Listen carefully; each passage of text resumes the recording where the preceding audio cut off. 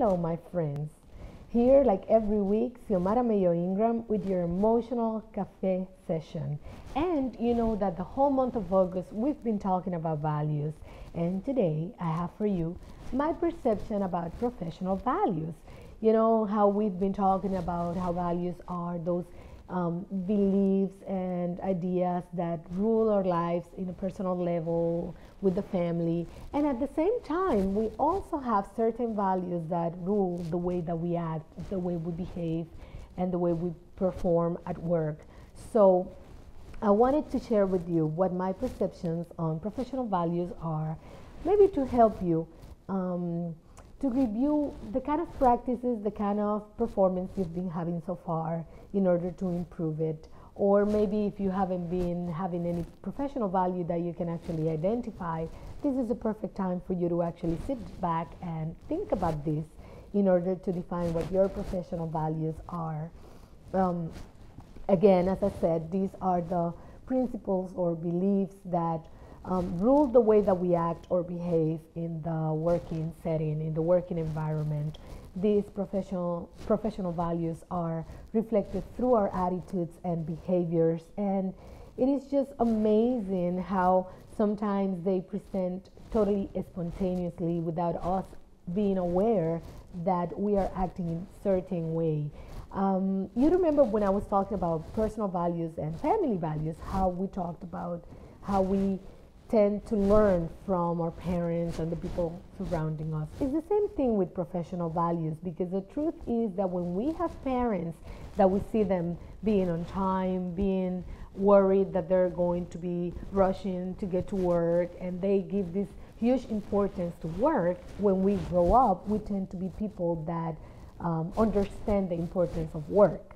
But on the other hand, if we've had parents that are careless about their time management and they get to work late and they don't care about work and they're constantly changing works, the same thing is going to happen to us. The tendency when we grow up is going to be that eventually we're not going to feel that work is important. We just see it as a way to get some income, and we'll be changing works constantly because we won't manage appropriately.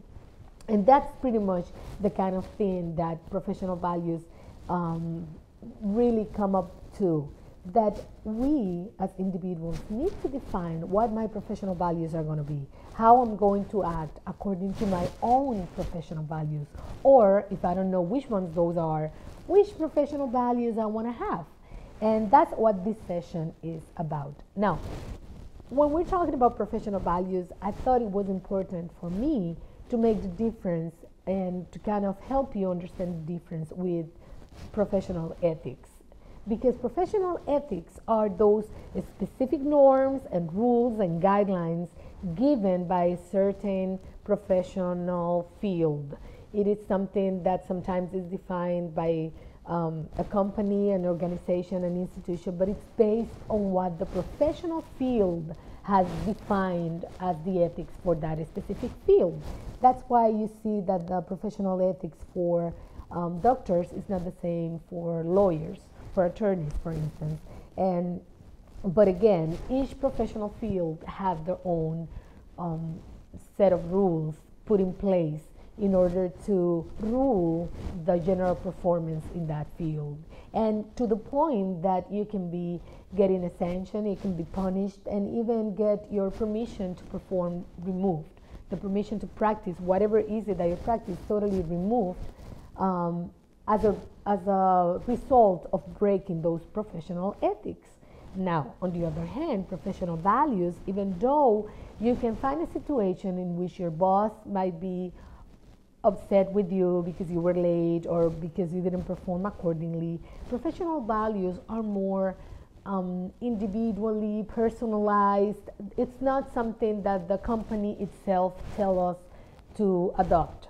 But rather than that, each individual has to decide how to manage themselves in their working area. So that's something that I thought it was important for us to differentiate in order to understand that professional values can contribute with the professional ethics, but professional ethics does not have any implication on our professional values. These are rules that we need to follow because that's the way it goes with whatever profession, with whatever we decided to do on the professional field. And professional values are the ones that we as an individual have, that have accompanied us since we were kids, things that we've been learning and ways that we've been seeing work as itself. So consider that. And something highly important that I wanted to say about the professional values is that professional values imply our collaboration as part of a team for the company that we work or the company we own. And at the same time, it works in collaboration to benefit the company.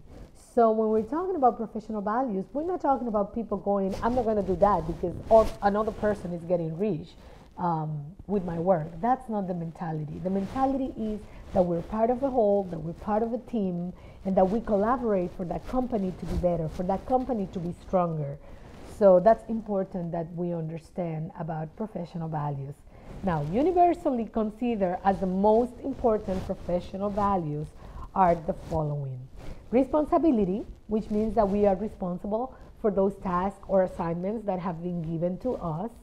Loyalty, which means that we show loyalty, a sense of loyalty towards the organization or company we work at. Integrity, that goes hand in hand with honesty. Teamwork, which means that we are part of a whole, that we acknowledge other members of the team and we understand that they are important pieces of the puzzle as well as we are. Reliability, which is worthy of trust. Positive attitude, to me that is probably one of the most important ones, a positive attitude, because it means that we have an attitude to solve conflicts instead of creating conflict, instead of gossiping, instead of creating drama and chaos at work. So positive attitude to me is one of the most important ones. Adaptability means that we adapt easily. Sometimes we have been hired to do certain job, but then they need us to do other things as well. So we have that adaptability to understand and to adapt and to be open-minded and receptive and being able to adapt to those changes. Self-motivation is important because it means that we don't need the external motivation in order to do more or in order to do better. We don't need promises, we don't need an increase. We have our own self-motivation to push us to do better and to do more. And finally, the other one that I have for you is the willingness to learn. If you're willing to learn, you'll be able to develop, you'll be able to do more, you'll be able to achieve new levels at work or even move to a different area. But that's because you were willing to learn. You realize that you don't know everything, and therefore you're like a sponge and you're willing to learn. Whatever it's new for you to do, you are willing to learn, to go that extra mile, and that is extremely important. Now, in my experience as a consultant, I got to work hand in hand with different companies and see and evaluate their working atmosphere. And I can tell you that it's amazing how people show no respect towards their work or towards their profession. And some of the signs, and this I want to share with you, just for you to look at yourself, and at the same time that I was talking about those professional values, and you can look at yourself and say, well, I am reliable, I have a positive attitude, I can self-motivate myself and all that. At the same time, I want you to think about these ones and see if you find yourself probably falling on these different attitudes that show a lack of respect. For instance, impunctuality, the lack of punctuality, not being on time, shows no respect towards your work. Irresponsibility, when you are irresponsible about the things that you have to accomplish or do in a certain time frame. The constant negative attitude is just amazing to see people at work talking bad about their work, talking bad about their bosses and their co-workers. That constant negative attitude, that's huge, showing lack of respect towards your work. The lack of willingness. People that really want to manage themselves under the law of the minimum effort, which means that I go to work every day, I get my paycheck, and that's it. I don't want to do anything. I don't want to learn anything new. I want to do as least as possible. And that is not the attitude to have. So if you, my friend, have been finding that some of these attitudes are the ones that you've been having so far, this is a perfect time for you to consider changing them. And I want you to think, in case that you don't know which are your professional values, because sometimes it happens and you might say, Xiomara, I don't know what my professional values are. I just go to work. I have never thought about this before. I have a couple of questions that I put together for you to ask yourself in order to help you define what your professional values are or what you would like them to be. For instance, ask yourself, what does your professional performance reflect? When people see you at work, what do they think? What do they see? When people see your working area, what do they see? When people see the results of your work, what do they see? That's a great question for you to start with. What is important to you at work or in your professional area? What's really important for you? Is it just the paycheck? Just how much money you make? What about what you are responsible to do? What you're responsible to accomplish? What about your results? What is important to you? How do you treat others at work? How do you interact with your coworkers? How do you manage whatever problem, whatever conflict that may arise at work? What is your attitude? Is it to solve the conflict? It is to find a solution to the problem? Or is it to go behind everybody's back talking negatively about it? What's your attitude? Which are your professional attitudes? If we ask your coworkers in your office, at work, whatever, wherever, what they would say, how do you think they will describe you? When they see you, what do they see? Think about these questions, and this will help you connect with your professional values. And I have some simple recommendations for you right at this moment, because as I said before, this is a perfect time for you to make some changes as needed in order to define your professional values. And first of all, my first recommendation will be to identify your attitudes and behaviors at work. You can get a piece of paper and write them down. What are your attitudes and your behaviors at work? Define which ones of these attitudes and behaviors are positive ones. They're good. They help you. They boost you. They make you better. They improve your professional image. Which ones of these are positive ones? Which ones are good? Which ones do you want to keep and maintain and nurture and develop? But at the same time, make a list of which ones are not good, which ones are negative, which ones are affecting you, which ones are affecting the way others see you, which ones are taking part of your effort away from you, which ones are negative. So again, make a list, your attitudes and behaviors at work, categorize which ones are positive ones that you want to maintain and continue nurturing, and which ones are negative ones, and decide what other things you see maybe with your coworkers, maybe with your friends, that are great attitudes and behaviors to adopt for you to start practicing them, to make them yours. Because let me tell you, you always can learn from someone else. And this I say from my own experience. I always share with you how I was so disorganized and how I wanted to be more organized. And I had the opportunity to meet this person that was such a role model to me, and she was so organized, and I kept thinking, I want that. I want to be able to have organizational skills. And I asked myself, what is it stopping me from doing it? And it was just myself, my own mind.